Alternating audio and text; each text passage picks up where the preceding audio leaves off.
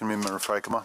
All right, so I know that the officer-involved shooting last week is top of everyone's mind here right now, and I'm grateful how you worked so quickly just on Thursday to release the footage and information from that incident. But I think that there are still a lot of questions that community members have been left with. A lot of people are very shocked by what they saw from the various angles. I've watched the incident from various angles, and I think that there is still a good deal of information that we don't know. And so I suppose the first thing I would urge, I think that there is a great public interest in getting more information because people are coming to draw their own conclusions from any side. And people are filling in the blanks from literally the shots, the frame of the videos. So I guess my first question I'll ask is, when do you intend to release the body-worn camera footage from the second officer who was directly at the scene while Mr. Johnson was shot and being attempted to be restrained? Do you want to ask the other questions too? I'll go ahead. I'll be able to answer all of them at the same time. I have a few. Okay, all right. So we'll talk about the shooting. So let's go back to April 4th of 2022. That was when Patrick Luoya was killed. And when Patrick Luoya was killed, I had some videos in my possession. I needed to get as much as I could out quickly to tell as complete a story as I could, but I didn't want to trample on what I thought was going to be a very thorough investigation by Michigan State Police and the prosecutor, and that's exactly what I did at this time. So we did a quick, thorough look at the videos. I think the videos in our possession we quickly released, although there's a ton of videos to go through, and I answered this to, I think Matt Witkos asked me this question at the press conference. We released what I think was the clearest. Having said that, I know that the Michigan State Police is in possession of a lot more videos, and I did contact them the next day, as I usually do. Hey, is there something else we can do to help you? And they said, no, we got this, and it's underway. And because this certainly, maybe the city doesn't want to hear this, but this, from a legal point of view, this is certainly less controversial than the Patrick Luoya shooting. There was clearly a gun recovered on scene. There's nothing to indicate that this is that sort of level incident. The state police said we will go about our regular system, and so we will take it from here. So the short answer is GRPD will not release anything else until the prosecutor office makes its determination, and that's up to the MSP. But I know that even though there's a ton of evidence out there, it's not the biggest scene I've seen in the world. There's not that many individuals that were involved in it, 2 officers and then the interviews. So I'm hopeful that with their team, they had a ton of MSP detectives out there. Hopefully they can wrap it up quickly. So I know there is interest, but so yeah. I think the big open question, at least for me, is being able to corroborate on video what the officer said about having the barrel of the gun pointed at him. Yeah, and unfortunately, as I often say, and I don't know how much I talked about it at the press conference, but those body-worn cameras, it's one angle. It doesn't tell the story. The second I put my hands up like that, you don't see anything. And I want to interject here. And Chief, I want to protect the integrity of the investigation. I know you do too. So I really do not want this meeting to devolve into a conversation. Okay. Yeah. So I'll just say it's MSPs. I talked to them, and they're taking it from here. Yep. And I think that that's very important for the community to hear, is that there is a process for this, and it can be hard to wait for information.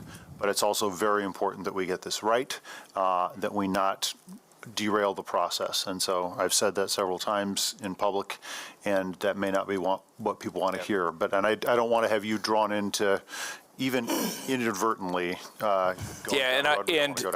just say, I understand you are big on good communication. You always have been. From the shooting involving Patrick back in the day, one thing that I said at that first press conference is we have a strong walled curtain.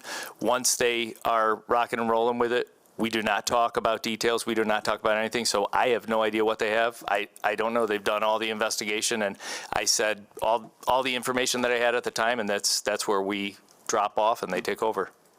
Thank you. I look forward to more information. in the future? I think it is. Thank you, Chief, for your report. Thank you, Pastor. And all of the work that you've provided. I think it's quite ironic, though, that your first month into the job, what transpired then, and now while you get ready to leave, what's happened.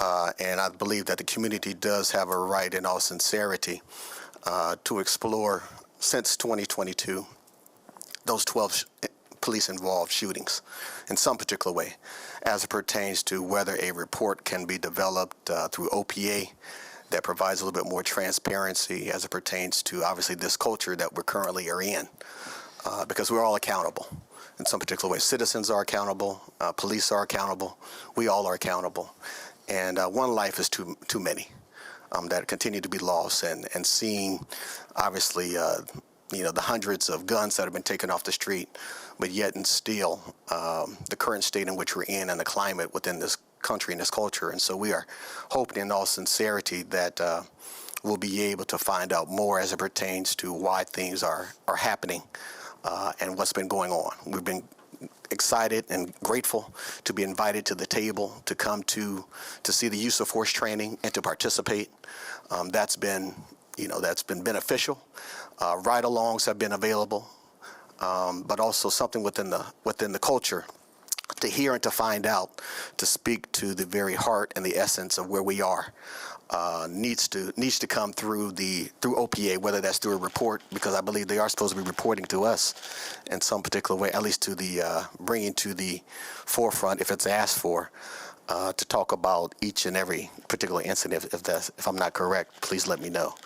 But I believe as this body, it would be imperative that we do that to address those particular issues at this time, because 9 shootings, I think, has happened of the 12 within the southeast capacity since 2022.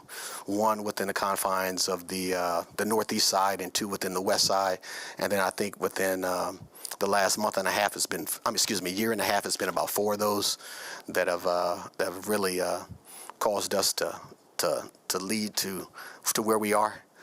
We need progress on both sides, and I believe that's imperative that we hopefully are able to hear something and find something so we can find a collective way to work together. And so that's a request, if possible, for our commissioners to take under advisement as we proceed to the current state.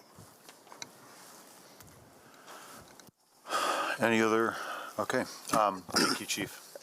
Chief, sir, thank you. A couple of things. First, let me thank the chief for his service to our community these past 4 years, coming from Chicago, and really appreciate the leadership in the department and having stood through some very difficult times, from, as Pastor Golston said, from coming in to even the last week of office. So he could have taken 2-3 weeks vacation off and mailed it in this week and last week as well, but he came in to see it all the way through. So he is that's the kind of person he is. He's always been a person of his word, and I really appreciate what he's done, and wish him the best as he transitions on.